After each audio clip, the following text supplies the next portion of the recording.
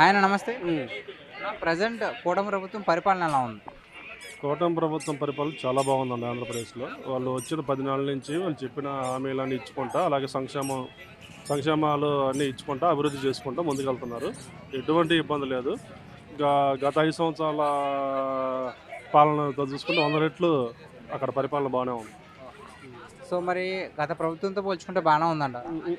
100% బాగుంది. గత 5 సంవత్సరాలు వాళ్ళకి ఏం అభివృద్ధి లేదు. సా ఏమి లేదు.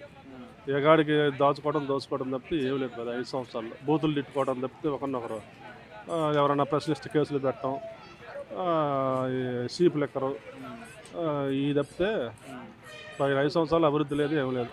మరి గత ప్రభుత్వంలో రోడ్లు లేక ప్రజలు చాలా ఇబ్బంది పడ్డారు కదా! ఇప్పుడేమన్నా బెటర్ అంటారా? చాలా వరకు రోడ్లన్నీ బాగుపడ్డాయి 10 నెలల్లో. చాలా వరకు తార్ రోడ్లు గానీ, సిమెంట్ రోడ్లు గానీ, కాలువలు గానీ రాష్ట్రంలో అది కాక ఇప్పుడు పంచాయతీ రాజ్ పవన్ కళ్యాణ్ గారు కాబట్టి ఆయన సీరియస్‌గా తీసుకొని ప్రతి గ్రామంలో రోడ్లన్నీ ఏస్తున్నారు. ఇబ్బందే లేదు. మ్యాక్సిమం 90% పూర్తయిపోయింది. ఇంకేదైనా 10% ఉంటే అది కూడా పూర్తయిపోయింది. సో, మరి కొంతమంది వైసీపీ వాళ్ళేమంటున్నారంటే, సంక్షేమ పథకాలు సరిగ్గా ఇవ్వట్లేదు అంటున్నారు. దానికి మీరేమంటారు? వీళ్ళు ఇలా మాట్లాడబట్టే పోయిన గవర్నమెంట్‌లో 150 స్థానాలు వచ్చిన వాళ్ళకి 11 స్థానాలు ఇచ్చారు. అపోజిషన్ కూడా లేదు ఈరోజు. వాళ్ళు ఇంక ఇలాగే మాట్లాడుకుంటా ఉంటే రాబోయే రోజుల్లో వాళ్ళకి ఒక సీటు కూడా రాదు.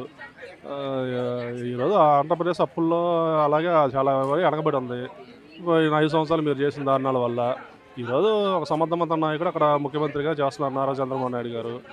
ఈరోజు ఆంధ్రప్రదేశ్ ఇంచుమించులుగా కేంద్ర సహకారంతో డెవలప్ అవుతా ఉంది. అవసరమైతే మీరు కూడా సహకరించండి అభివృద్ధికి.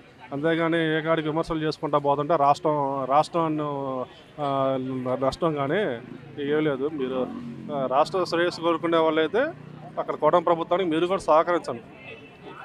వైసీపీ ప్రభుత్వానికి, కూటమి ప్రభుత్వానికి తేడా ఏంటి? వైసీపీ ప్రభుత్వం ఏ కాడికి దాచుకోవటం